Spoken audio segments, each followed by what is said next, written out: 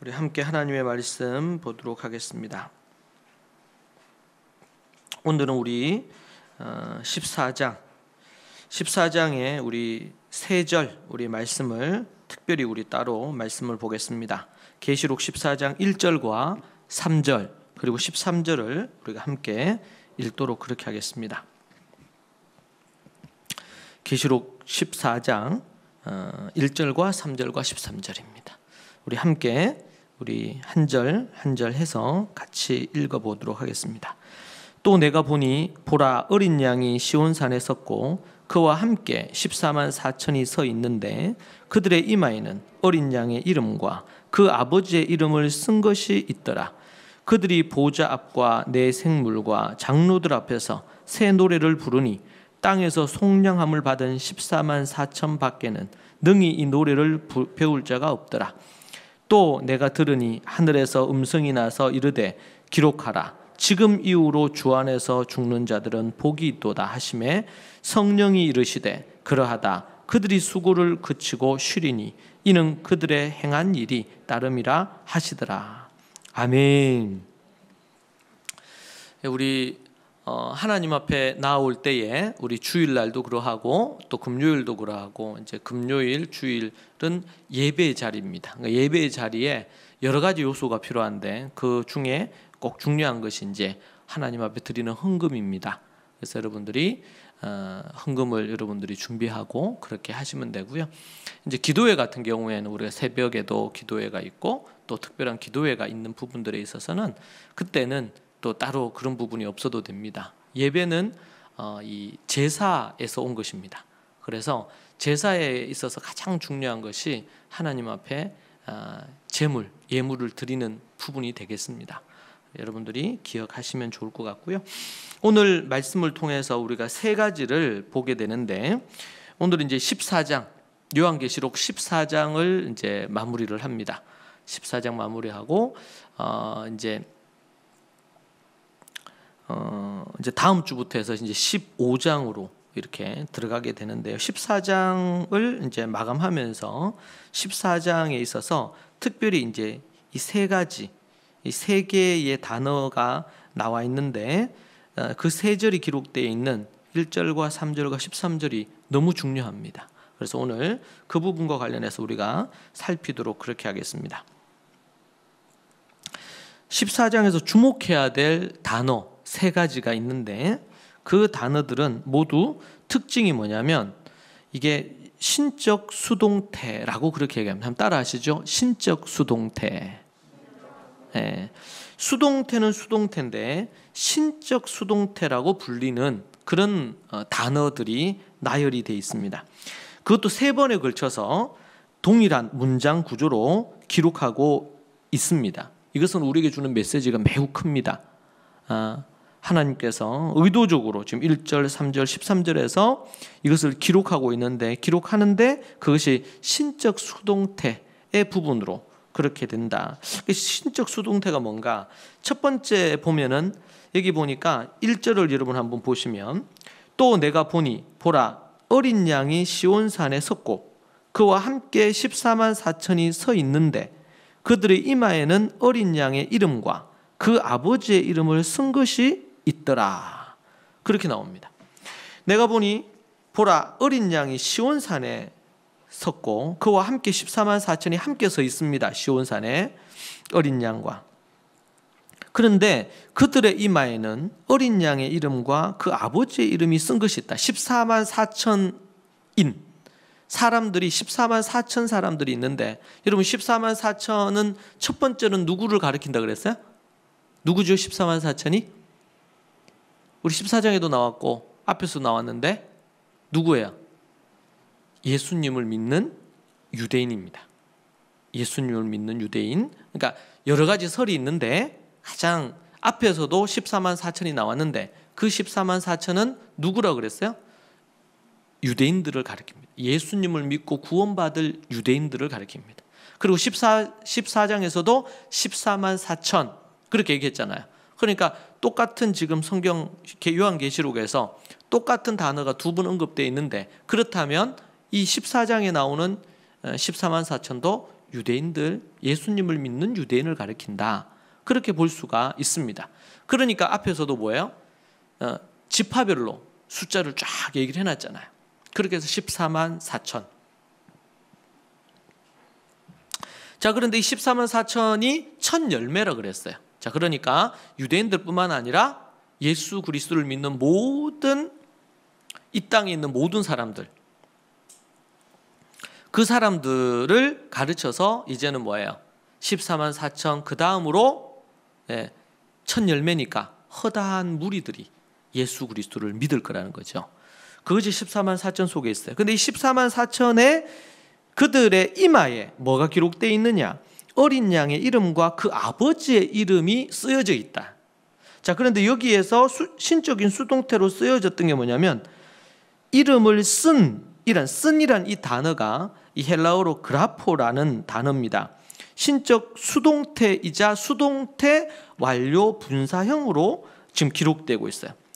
그래서 이 수동태인데다가 완료 분사형이란 이 말은 뭐냐면 자력으로 이 이마에 하나님의 이름과 어린 양의 이름이 기록되는데 그것이 자신들의 자력으로, 자신들의 힘으로 이것을 기록한 것이 아니라는 것입니다. 그러기 위해서 이 수동태로 이것을 기입하고 있어요. 기록하고 있어요. 하나님 나라의 백성으로 인침을 받을 수 없다. 인간의 노력으로는. 오직 하나님의 능력으로만 이 이름이 기록될 수 있다는 것이죠. 이름이 오직 하나님의 능력으로만 인침을 받을 수 있다. 내 힘, 내 노력, 내 공로, 내가 선한 어떤 것들을 행하는 것. 여러분, 이 시대에 가장 강력한 이 시대의 메시지는 뭐냐면 착하게 살면 천국 가는 거 아니냐. 착하게 살면 저 세상에 좋은 세상 가는 거 아니겠느냐.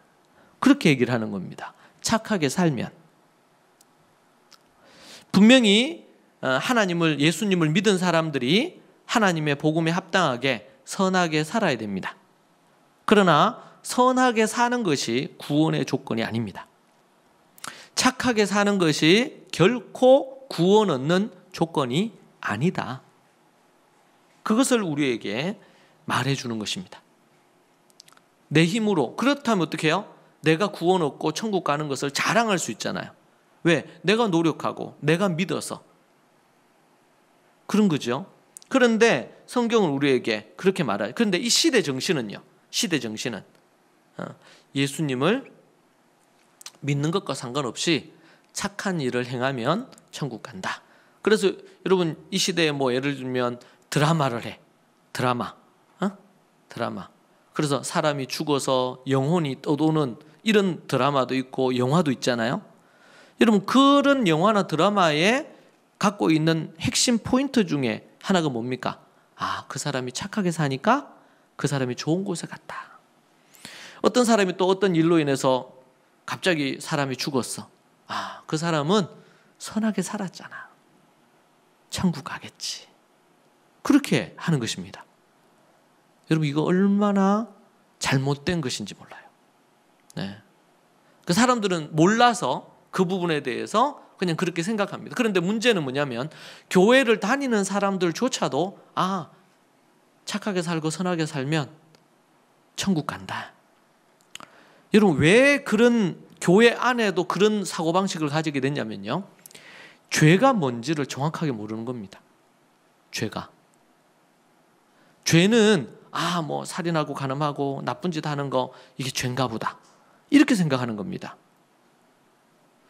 그것은 정확하게 표현하면 죄악입니다. 죄악. 죄는 근본적인 죄, 원죄라 그러죠. 오리지널 신이라 그럽니다. 근본적인 죄. 그 죄는 하나님을 인정하지 않는 죄입니다. 그 사람이 죽은 자도 살리고 많은 사람들을 위해서 돈을 써서 많은 사람들에게 구제도 하고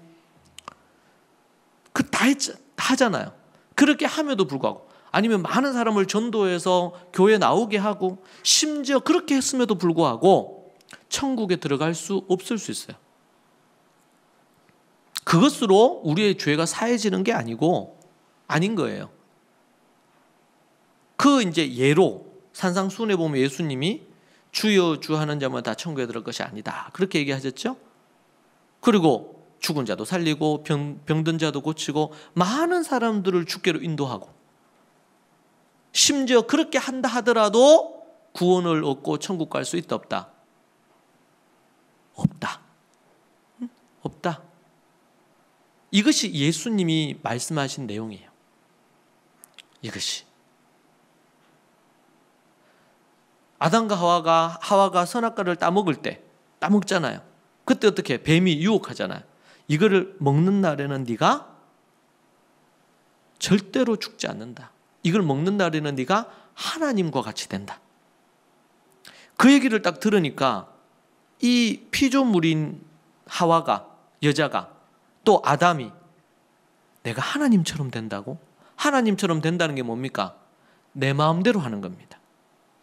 모든 결정을 내 마음대로 하고 내 생각대로 하고 내 뜻대로 하고 내 감정과 내 의지로 하는 겁니다. 네. 내 마음대로 하는 거예요. 그러니까 하나님이 왜 선악과를 만들어 놨겠어요? 선악과만 없었으면 우리가 뭐 아담과 하와가 우리 인류의 조상이 죄도 범하지도 않고 그러면 죄가 없으면 지옥 갈 일도 없고 뭐 이렇게 얘기하는 사람이 있습니다. 근데 이 선악과를 누가 주신 거예요? 하나님이 만들어 놨어요. 왜 만들어 놨어요? 이걸 만들어 놓고 이걸 먹지 말아라 그랬어요. 문제는 뭐예요? 하나님을 인정하고 하나님이 말씀하신 이 말씀에 순종하느냐, 하나님을 하나님으로 인정하느냐. 왜 인간이 지옥 가느냐? 살인하고 간음하고 이 죄악이죠. 죄를 지어서 지옥 가기도 합니다. 그런데 그것보다 더 큰 죄, 살인을 수천 번, 간음을 수천 번 하는 것보다 더 큰 죄가 뭐냐? 자기를 지으신 하나님을 인정하지 않고 자기가 하나님이 되려고 하는 거예요. 이게 죄입니다, 죄. 그러니까 더 이상 하나님의 통제를 따르지 않고, 그게 이제 가정에서 나타나죠. 애들이 부모 말을 안 들으려고 그래. 왜요? 자기 마음대로 하고 싶거든요. 자기 뜻대로 하고 싶은 거야. 뭐 또 부모님이라고 다 옳은 건 아닐 수는 있지만, 그러나 부모님이 어떤 얘기를 하려고 할 때 순종을 안 한단 말이에요. 최근에도 제가 그런 얘기 들었어요.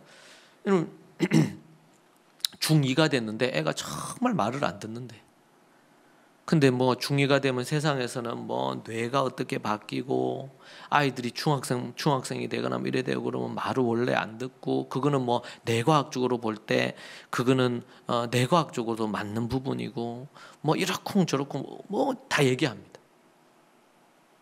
여러분 그거 다 거짓말입니다. 여러분, 과학자들이 얘기하고 심리학자들이 얘기하고 교육학자들이 얘기하고. 제가 최근에 놀란 것 중에 하나가, 한국에서 제일 요즘 유명한 분 있죠. 어린 아이들 육아 관련된 부분에 있어서 유명한 분 있잖아요. 그분이 최근에 이제 TV에 나와서 그 훈계 이제 체벌에 관한 부분이죠. 그 얘기를 했다. 저는 못 봤어요. 그런데 어떤 분이 그거를 이제 캡처해가지고 저한테 보내왔어요. 이 말이 그러니까 그분의 논지는 뭐냐면, 누가 어느 부모가 아이에게 훈계를 하거나 이런 매를 들면서 자기 통제가 되겠냐는 거예요. 그러니까 아이들은 훈계하거나 매를 들면 안 된다. 논리가 그 논리예요. 응? 저는 이제 모르겠어요. 예전에도 뭐 부모 60 이렇게 해가지고 부모 60 이렇게 해서 사람들이 부모 60이 EBS 방송인가 거기에서 부모들의 애청하는 그 방송이잖아요. 그 제가 어디 아주 오래돼서 한 10년 전에 어느 교회 집회를 갔는데 부모 교육 이제 집회를 하고 어떤 분이 질문한 거예요. 부모 60에서는 이렇게 얘기를 하는데 목사님 어떻게 생각하시느냐?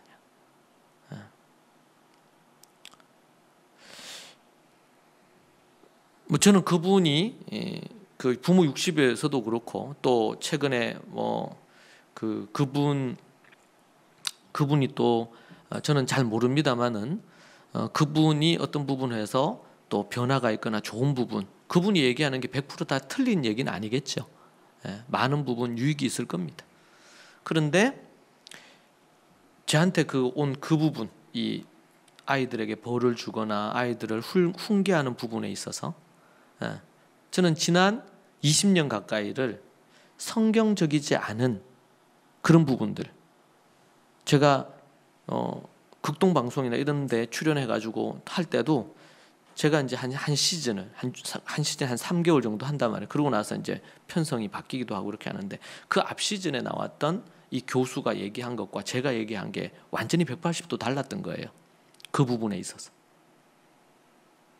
저는 일단 성경으로 쭉 푸니까 성경 말씀에서 시대가 변하면서 변하는 게 있을 수는 있습니다. 그러나 변하지 않는 진리들이 있어요.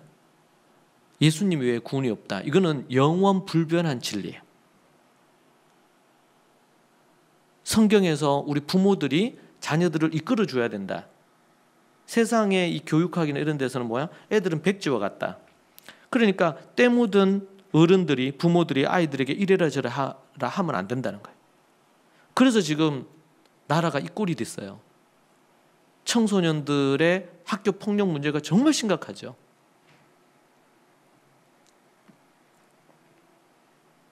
분별력이 없으면 그런 거 쳐다보면서 다들 TV 앞에서 아멘 아멘 하잖아요. 맞다고. 이게 좀 생각을 할 수 있어야 돼요. 생각을 논리적으로. 그러니까 하나님을 모르고 성경을 모르고 교회를 안 다니는 사람들은 그 논리에 따를 수밖에 없어요. 왜? 다른 논리가 없으니까. 그러나 크리스찬들은 성경을 읽는 사람이잖아요. 그러면 성경이 뭐라고 얘기하나? 그걸 살펴야죠. 성경에 얼마나 많이 그 부분에 대해서 얘기하고 있는데, 수백 구절이 거기에 대해서 말해주고 있는데, 그럼 그 논리로 따지면 예수님도, 그리고 또 하나님도, 하나님이 이스라엘에 얼마나 채찍을 드시고 예수님께서 심지어 베드로나 제자들에게도 그들이 정말 잘못했을 때 그냥 도리어 매로 한 대 때리는 게 나아. 심지어 사탄아 이렇게까지 얘기하잖아요. 책망, 그리고 훈계, 징계, 단계별로 약한 것부터 해서 아주 심한 것까지 얼마나 심각하게 그들을 다루었으면, 여러분 우리나라는 30몇 년 이랬는데 70년, 400년 동안 노예 생활을 시킵니다. 여러분 이보다 더 큰 매가 어디 있겠어요? 저는 제 인생에 크게 3번 하나님께 매를 맞았습니다. 저는 정말 하나님께 감사합니다. 그때 만약 그 매를 맞지 않았다면 저는 여기도 있지도 않았을 거예요. 주님을 버리고 세상의 좋은 것들을 따라 타락했을 것입니다. 히브리서에서 말씀하는 것처럼 하나님이 사랑하는 자들에게 징계하시고 매를 대십니다. 징계하지 않는 자들, 매를 들지 않는 자식들은 그것은 자기 자식이 아닐 가능성이 있다. 이제 이런 건 있습니다. 이 시대가 워낙 가정에서 자녀들을 함부로 해가지고 애들을 심지어 가정폭력으로 죽이는 일도 있잖아요. 그러니 당연히 그것에 대한 역반응이 있을 수는 있어요. 그것은 정말 잘못된 것입니다. 함부로 자기의 감정 따라 아이들을 대하고 때리고 폭행하는 것은, 그것은 하나님이 말씀하시는 이 훈계나 징계가 아닙니다. 그것은 폭행입니다. 폭행. 그런데 하나님의 법도를 따라서 무엇이 잘못됐는지 아주 심하게 책망하고 또 매를 들고 그렇게 해서 올바른 곳으로 이끌어주는, 그것은 해도 되고 안 해도 되는 게 아니고, 어떤 분은 그렇게 얘기해요. 굳이 그렇게 훈계하고 책망하고 아니면 매를 들고 그렇게 안 하고 말로 다 할 수 있지 않습니까? 그 TV에 나오는 그분도 그런 식으로 얘기하는 것 같아요. 이 땅에 그런 사람이 어디 있겠어요? 왜 그런 접근을 합니까? 인간이 태어나면서부터 죄인이라는 것을 인정을 안 하는 것입니다. 로마서 말씀에 분명히 인간은 태어나면서부터 죄인이요. 모든 사람은 죄를 범하였으며 태어나면서부터 죄를 범합니다. 갓난아기 때부터 죄인입니다. 인간은. 또 자범죄뿐만 아니라 이미 아브라함의 씨로 태어난 모든 인류는 다 죄를 갖고 태어납니다. 그게 원죄의 교리 아닙니까? 예수를 믿지 말든지 성경을 읽지 말든지 믿음을 버리고 세상으로 가든지 아니면 믿든지, 그럼 믿으면 뭘 믿습니까? 우리가 성경을 믿는 거 아니겠습니까? 그러면 그 성경을 믿고 성경을 따라야죠. 아무리 어떤 사람이 얘기한다 하더라도 아닌 거는 아닌 거고.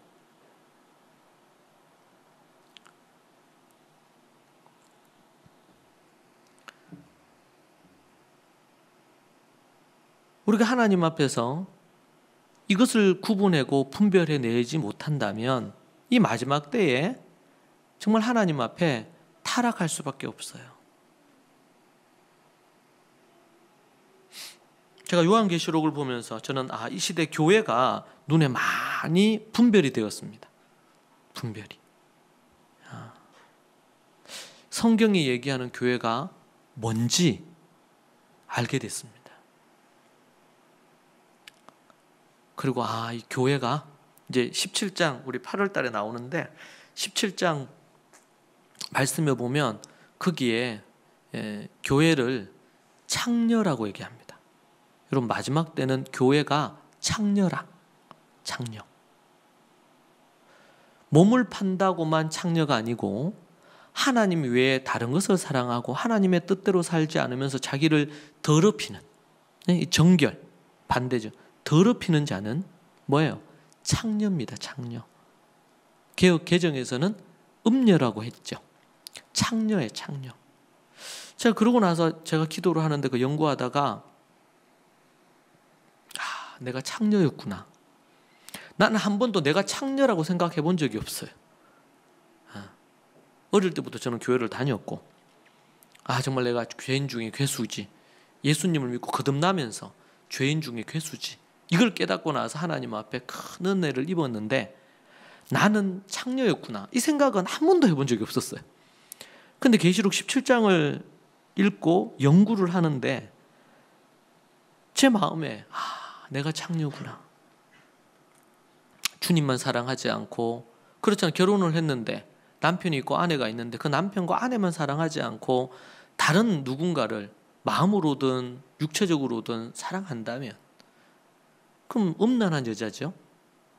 그렇게 산다면 창녀와 같은 삶이에요. 근데 여러분 이스라엘에 보면 이스라엘을 표현할 때 하나님이 음녀라고 표현하죠. 창녀와 같은 이스라엘. 왜요? 하나님을 믿는다 하면서 바알도 섬기고 각종 다른 신들에게 절하고 그 신을 잘 모시면 돈이 된대. 그러면은 아침에는 하나님께 예배하고 오후에는 바알 신에게 절하고 돈이 되니까. 그래서 제가 일본에도 가보니까요 가미라 그럽니다. 일본말로 귀신을 가미. 일본 인구 숫자보다도 훨씬 더 가미가 많아요. 왜요? 가미 종류가 다양하거든요. 돈을 불러오는 가미도 있고 건강을 불러오는 가미도 있고 그래서 한 집에 한 집안에 한 서너 개씩 믿어요. 왜? 자기가 복 받으려고 믿는 거죠. 그들을 성경 뭐라 그랬냐? 그러니까 이스라엘이 유다와 이스라엘이 유대와 이스라엘이 그들이 솔로몬 이후로 각종 나라의 모든 신들을 다 불러왔잖아요. 그리고 산당을 지었어요. 성전 앞에 산당을 그 산에다가 수많은 우상의 산당들을 지었어요. 뭐예요? 사창가예요. 사창가.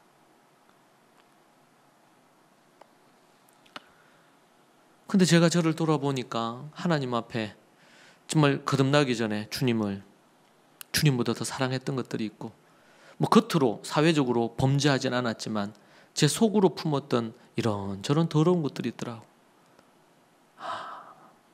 그 이번 주간에 제가 창녀다. 그래서 제가 SNS에 글을 하나 쓰면서 나는 창녀였습니다, 이런 글을 썼어요.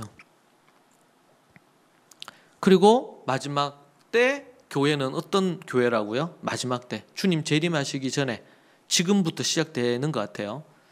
이 땅의 교회는 뭐예요? 창녀교회라. 그것을 개역 개정에서는 음녀라고 했고, 표준 세번역에서는 원어를 좀 더 리얼하게, 우리가 이 시대에 음녀라고 표현 안 하잖아요. 창녀교회라. 교회인데 창녀라. 교회가 돈을 더 사랑해. 그래서 교회에 돈 있는 사람이 오면 그냥 목사부터 시작해서 그냥 넓적 엎드려 절을 합니다. 제가 어느 큰 교회 얘기를 들으니까, 그게 장로님 얘기를 들으니까, 거기에는요, 그 교회에 오는데 예를 들면은 돈이 많은 사람, 재산이 많거나 아니면은 직업이 돈을 많이 버는 직업, 리스트가 따로 있대요. 리스트. 그분들은 특별히 담임 목사님이 신방을 간답니다. 특별 관리 대상이라. 왜요? 그 사람 한 사람의 예를 들면 헌금이나 11조가 뭐 좀 없는 사람들 100명보다 더 많이 내니까 타락한 거죠, 교회가. 교회가 하나님을 섬기는 게 아니고 만몬을 섬기는 거야. 십자가만 갖다 걸어놨지 하나님을 섬기지 않는 거예요.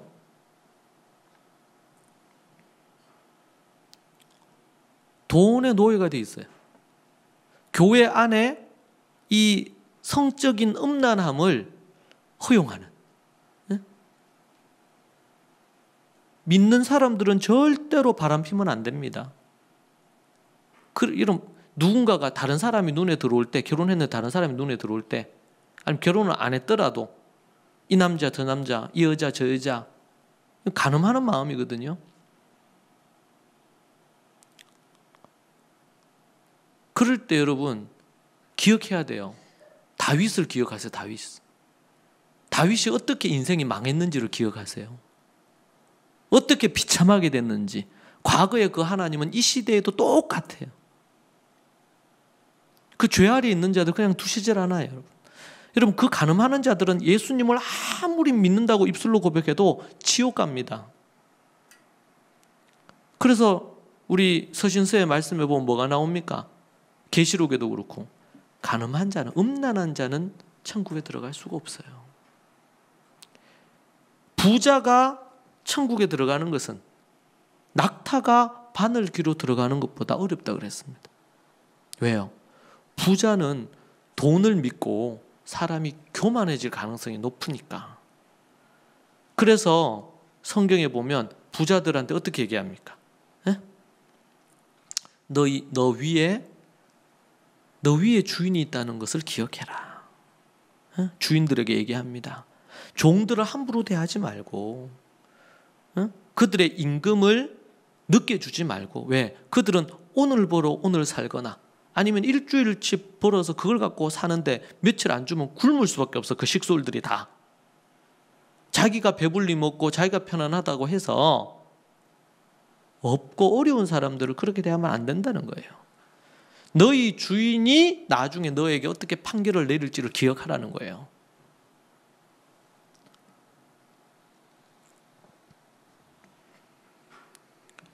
여러분, 우리의 노력, 우리의 애씀, 우리의 수고, 이런 것으로 우리가 구원 얻는 게 아닙니다.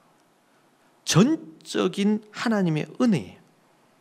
우리가 날마다 노래하고 춤추면서 예수님을 찬양하고 이럴 수 있는 근거가 뭐예요? 우리의 이마에 하나님의 이름과 어린 양의 이름을 쓴 것이, 이것이 내가 쓴 게 아니란 말이에요. 내가 전적인 하나님의 은혜로 우리를 선택하시고 택하셔서 그 이마에 새겨주신 거예요. 하나님의 성령의 인으로 새겨주신 거야. 하나님 거, 어린 양, 예수 그리스도 거, 이렇게 우리를 딱 그렇게 해주신 거예요. 하나님의 은혜인 줄로 믿습니다. 그러니까 내가 예수님 믿었다, 내가 구원 얻었다, 나는 천국 간다, 내가 자랑할 것이 하나도 없어. 왜? 이것은 하나님의 받은 선물이니까. 내가 노력으로 받은 게 아니에요. 그래서 바리새인들이나 서기관들은 어떻게 합니까? 교만해졌잖아요. 위선자가 되었잖아요. 외식자가 되었잖아요. 자기가 의로운 짓을 해서, 지금도 제가 이스라엘 가보면요, 랍비들도 그렇고 유대인들에게 느껴지는, 풍겨지는 이런 교만함이 있어요. 만나보면. 네. 다른 사람을 좀 알로 봐. 이방인들. 안 그런 사람도 있어요. 유대인들 중에서. 그런데 자기는 선택받은 민족이고, 너희들은 하나님의 법도 없이 죄악 가운데 더럽게 사는데 우리는 그렇지 않단 말이에요. 여러분, 근데 그들은 그걸로 구원 얻는 줄 알아. 나는 너희들보다 이런 죄들은 안 지어. 여러분, 그걸로 구원 얻는 게 아니거든요. 네가 착하게 살았다, 그걸로 구원 얻지 않아요. 오직 예수 그리스도의 피로 구원 얻는 거예요. 아멘입니까? 이것 때문에 세상이 못 믿어요. 내가 노력해서 얻는 게 아니라고?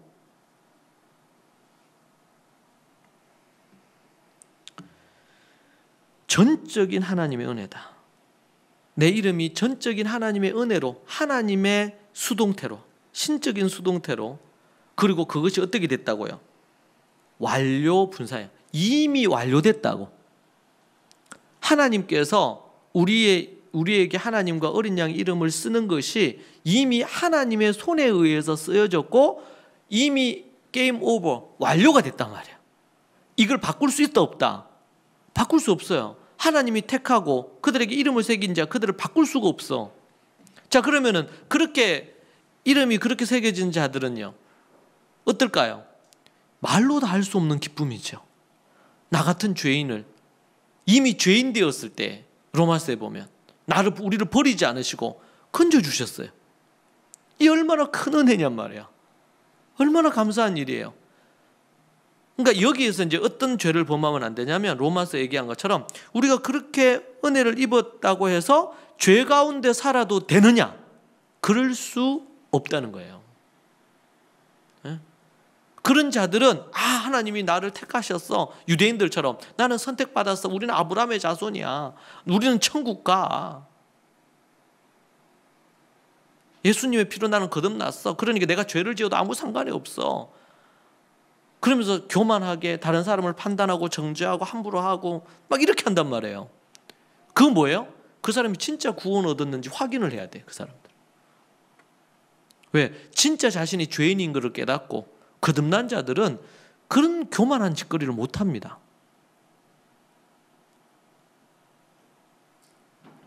그 사람은 아직 모르는 거예요. 유대인들이 아브라함의 자손이라고 그러고 율법을 가졌다고 그러고 모세를 통해서 우리는 하나님의 법을 받았다고 그러고 하나님의 선택받은 백성이라고 그러고 우리의 조상은 아브라함이라고 그러고, 예수님 뭐라 그랬어요? 굴러다니는 저 돌 가지고도 아브라함 자손 만들 수 있어. 아브라함 자손이라는 거 자랑하지 마라. 뭐라 그럽니까? 그러면서 아브라함의 자손이면 아브라함이 하는 믿음의 행위가 있어야지. 아브라함처럼 믿음으로 살아야지. 그런데 아브라함의 믿음은 없어. 그러면서 아브라함의 자손이라고 한단 말이에요. 이 말은 지금으로 하면 어떻게 해요? 나는 크리스찬이다. 나는 그리스도인이야.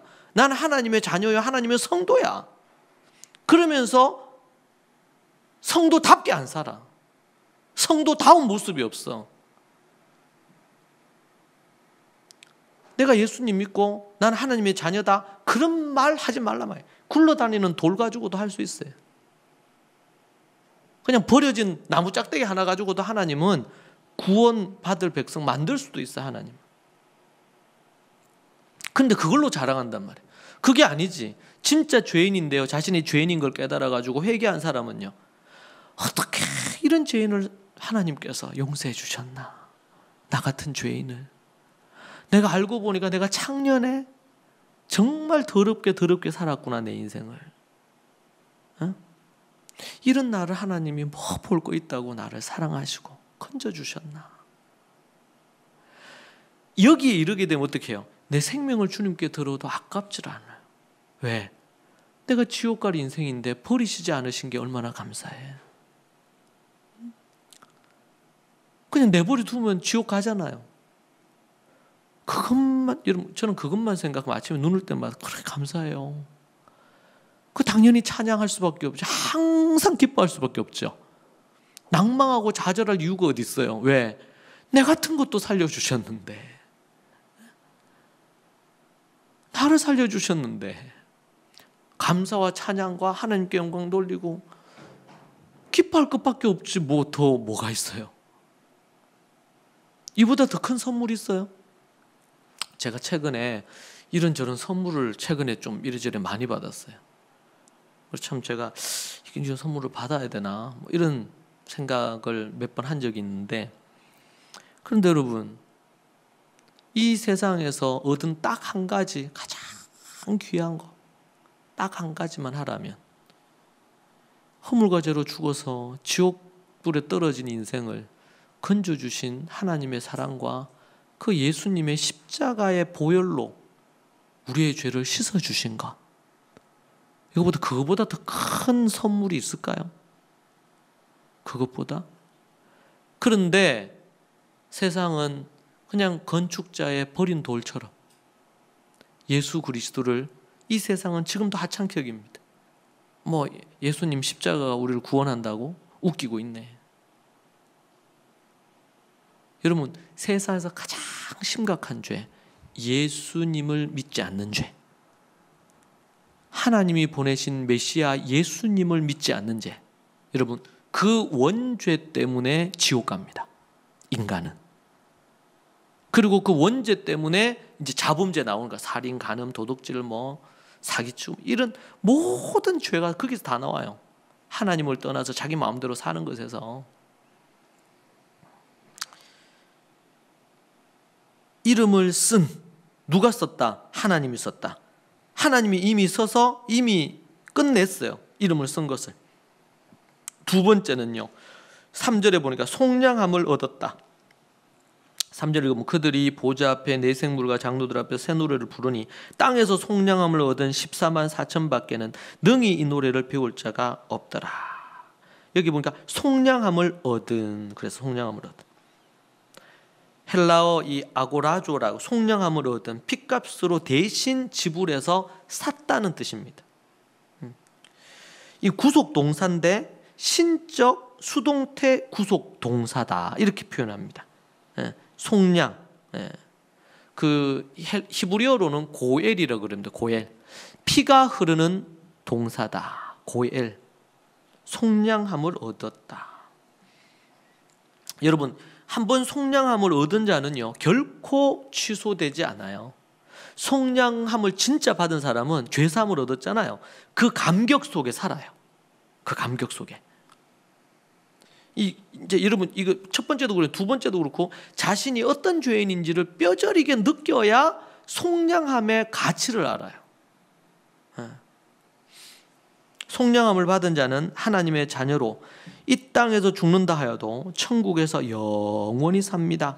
신적 수동태, 속량함을 얻게 하는. 세 번째는요, 수고하고 그치고 쉬리니, 13절에 나옵니다. 수고를 거치고 쉬리니. 쉬리니라는 이 헬라어 아나파우오라는 이 미래 신적 수동태라고 합니다. 이 단어가 미래 시제로 기록되었는데 앞으로 일어날 일입니다. 그런데 그것이 어떻게 해요? 미래에 일어날, 하나님께서 미래에 확실하게 그것을 이루어내실, 그래서 천국에서 영원히 쉬게 하실. 여러분, 우리 어떤 사람이 약속을 해. 그런데 그 사람이 늘 약속을 어기는 사람이라. 그럼 어떻게 해요? 그 사람은 신용이 없어요. 못 믿어요. 그런데 어떤 사람은, 그 사람은 분명히 약속하면 반드시 그 사람 약속 지킨다. 이런 사람 있잖아요, 우리가 만나는 사람 중에서. 여러분, 이 세상에서 사람이 아니고요, 하나님이 약속을 하시는 거예요. 미래 어떻게 하겠다, 약속을 하셨어.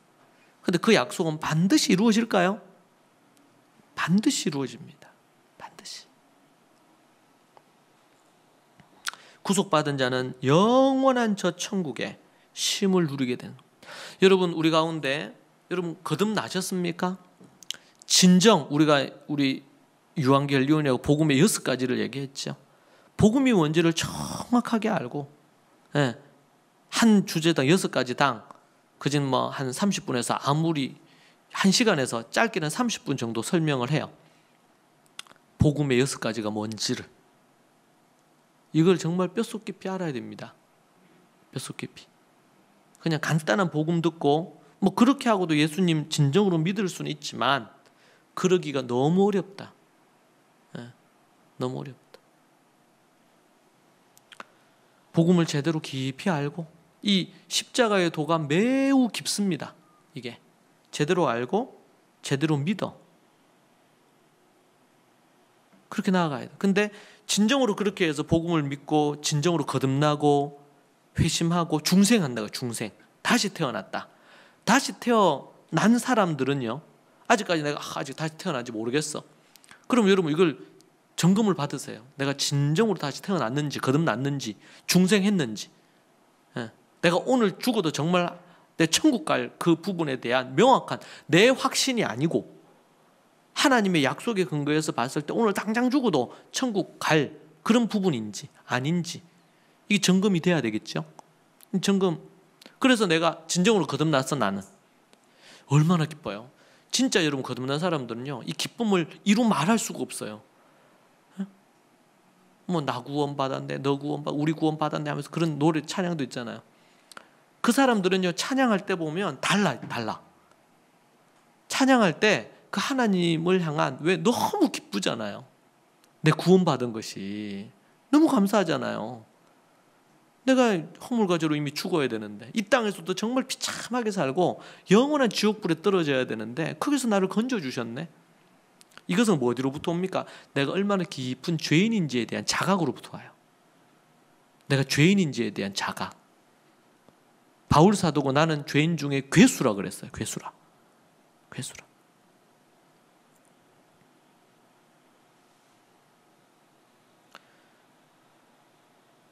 그 거듭난 사람은요,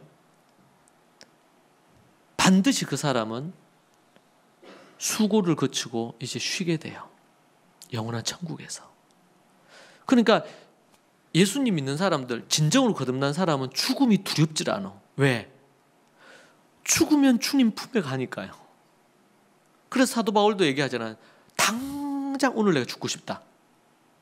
그러나 나에게 맡겨진 이 사명 때문에 내가 너희를 위해서 내가 산다는 거예요. 내가 오늘이라도 당장 죽어 주님 품에 안기고 싶지만, 그런데 너희들을 위해서 내가 이 땅에 머물며 산다. 사명 때문에. 당장이라도 나는 저 천국 가서 주님 품에 안기고 싶다. 이건 뭡니까? 오늘 죽어도 내가 당장 지금 죽는다 치더라도 주님 품에 간다는 것에 대한 너무나 분명한 확신이죠. 근데 내가 이 땅에 살아야 될 이유가 있는 거예요. 여러분, 그리스도인들은 그렇게 사는 겁니다. 아침에 눈을 떴으니까 살고, 아니지. 그거는 개도 고양이도 그렇게 살아요. 눈 뜨고. 내가 오늘 사는 이유가 있는 거예요. 사는 이유. 못 죽어서 사는 게 아니고 내가 오늘 해야 될 일이 있는 거야. 내가 해야 될 일이 있는 거예요.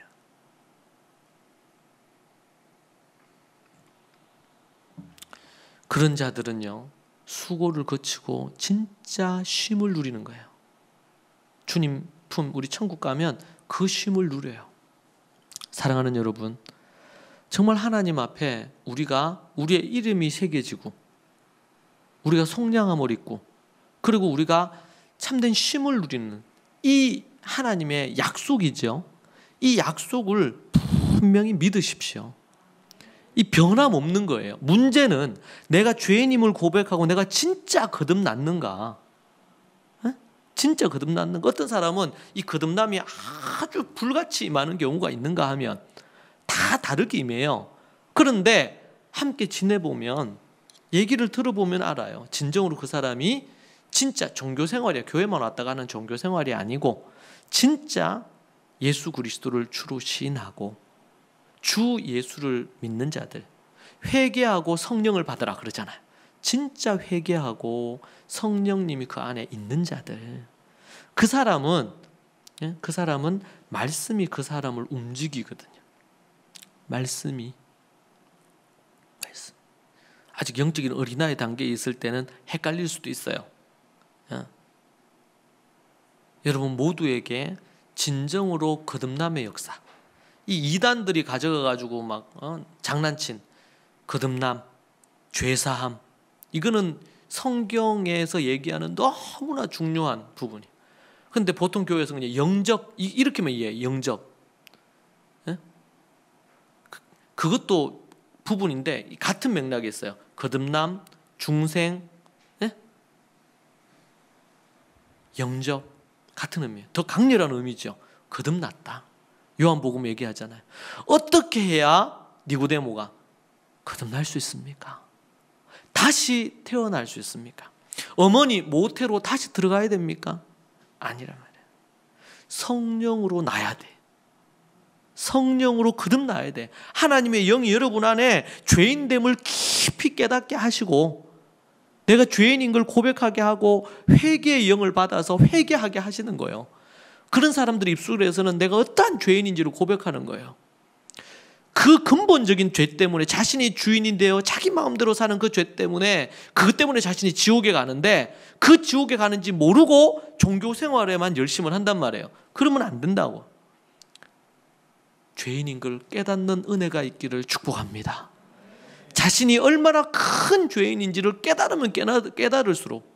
그러니까 초대교회에서는요, 바나바도 그렇고 어떻게 해요? 자기가 받은 은혜가 너무 커요. 그러다 보니까 자신이 가진 재산을 주님께 드려. 사도들 앞에 가져와요. 왜? 자기가 받은 은혜가 너무 크니까. 주님을 위해서 자신의 목숨을 아깝지 않게 버려요. 주님이 나를 위해 십자가에 달려 죽으시고 생명 주셨는데 주님의 목숨이 귀해. 내 목숨이 귀해요. 주님의 목숨이 1000배 100배 귀하지. 주님이 나를 위해 죽어주셨는데 내가 주님 믿는 것 때문에 죽는 것이 뭐가 두려워. 당장 내가 죽어도 주님 품 안에 안기는데 죽음이 뭔 두려움의 대상이에요. 주님 품에 안겨 가는 거지. 죽으면 이 확신이 없으면 두려운 거예요. 죽음이. 그리고 교회를 그렇게 오래 다녔는데 이 죽음에 대한 이걸 제대로 공부를 하고 배우지를 못했네. 그러니까 죽음이 두려운 거야. 말씀하셨죠?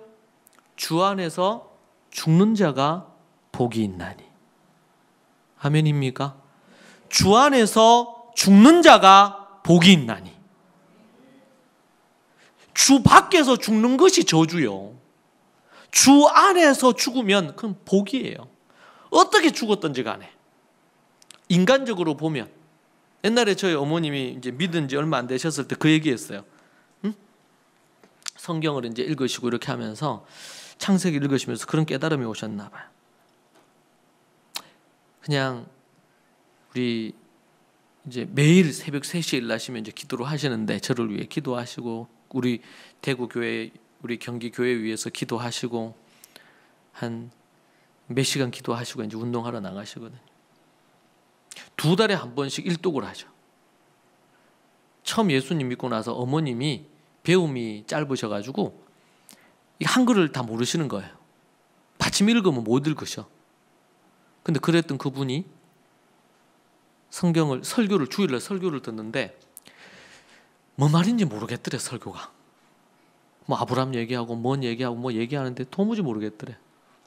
그래가지고 그 어머님이 성경책을 사달라 해. 그 내가 쉬운 성경을 사드렸어요. 좀 쉽게 번역된 성경.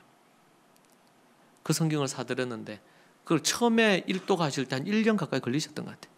그러면서 글을 그러니까 어느 정도 뜨문뜨문 이렇게는 읽으셨지만 그걸 뗐어요. 그러고 나서 이제 100독을 하셨지. 100독하고 나니까 그다음 100독 한 50독 넘어가니까 한 달 반, 2달 만에 1독을 하시는 거예요. 그 글을 제대로 못 읽으시던 분이 속도가 붙은 거예요. 그리고 한 번 어머니 댁에 가면 입에서 나오는 말이 다 성경 말씀만 해.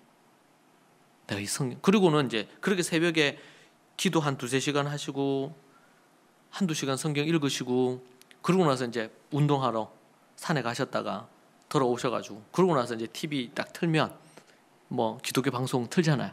그러면 이제 목사님들이 내리 설교를 강의를 쭉 하신대. 성경 말씀 책별로. 그러니까 그걸 또 쭉 들으시고 제가 볼 때는 지난 한 20년 가까이 되신 것 같아요. 신학교 다니신 것 같아. 매일 그렇게. 신학교에서도 그렇게 안 해요.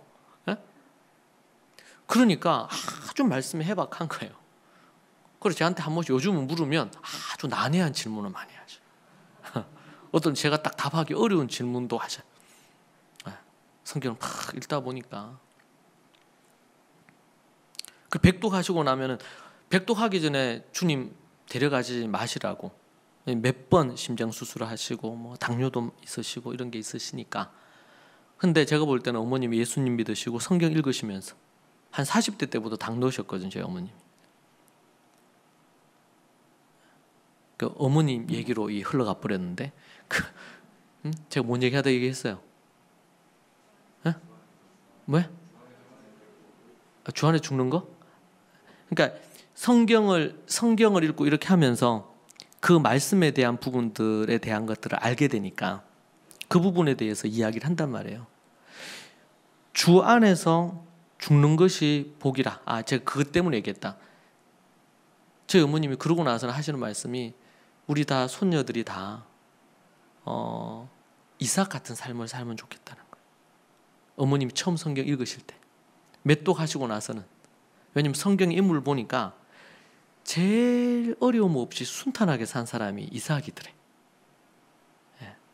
아브라함도 인생 참 험하게 살았고 또 야곱은요 거친 인생이었잖아요. 근데 가만히 보니까 이삭은 뭐 이런 일 저런 일 특별한 일도 없이 그렇게 살았다. 그러니까 어머님이 한 번은 제가 찾아뵈니까 그 얘기 하시더라. 그 어머니 믿음 초기에 그 얘기 하셨어요. 그 얘기 하셨어요. 그런데 주님 때문에 핍박당하고 주님 때문에 죽는 것이 복입니다. 이 땅의 세상 사람들은요 그렇잖아요. 뭐 이런 복 죽기 전에 이런 거 있다가 딱 한순간에 죽는 것이 복이라고 얘기하죠. 세상에서는 뭐 그것도 일리 있는 얘기야. 이 땅의 세상에서 얘기하는 부분에 있어서.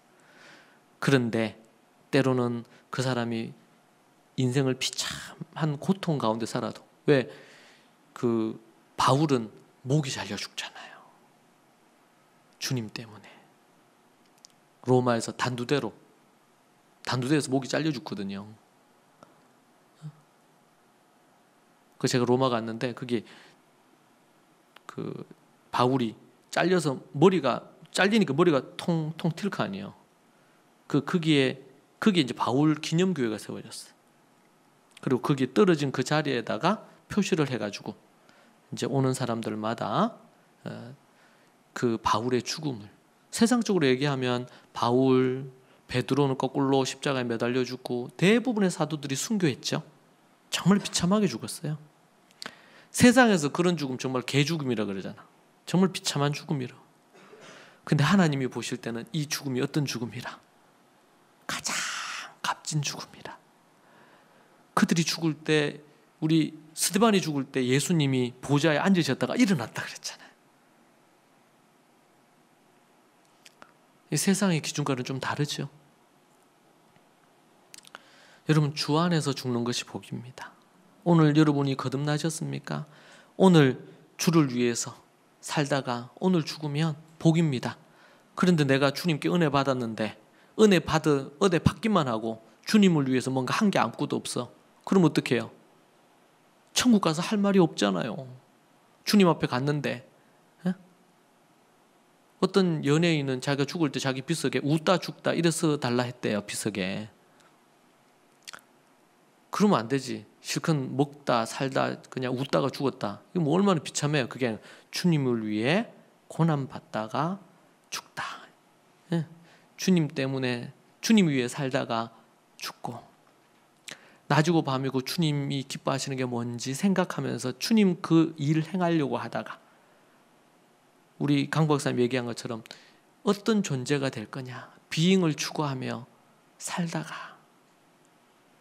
그래서 제가 거룩한 삶, 정결한 삶, 그리고 거룩한 사명 감당하다가 죽어야 될 줄로 믿습니다. 주 안에 있는지 주님 밖에 있는지, 이게 중요한 것입니다. 인생에 주 안에 있다면 그보다 더 큰 복이 없습니다. 여러분 안에 그 복이 넘치기를 바랍니다.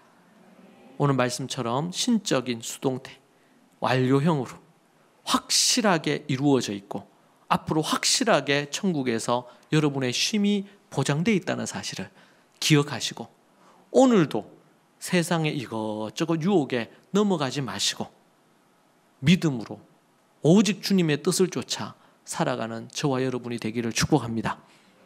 기도하시죠.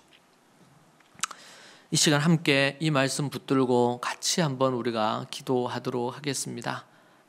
기도할 때에 오늘 이 말씀을 붙들고 하나님 앞에 기도하십시다. 여러분은 어떻게 믿음의 부분으로 거듭나셨습니까? 혹 우리 가운데 거듭남이 아직까지 이루어지지 않은 것 같고 그것이 의심스럽다면 여러분 저에게 꼭 얘기를 하세요. 우리 아이들은 우리 부모님께 꼭 얘기를 하세요. 그래서 어떻게 구원을 얻고 거듭날지 생각하고 조언을 듣고 하나님 앞에 회개하며 나아가야 될 줄로 믿습니다.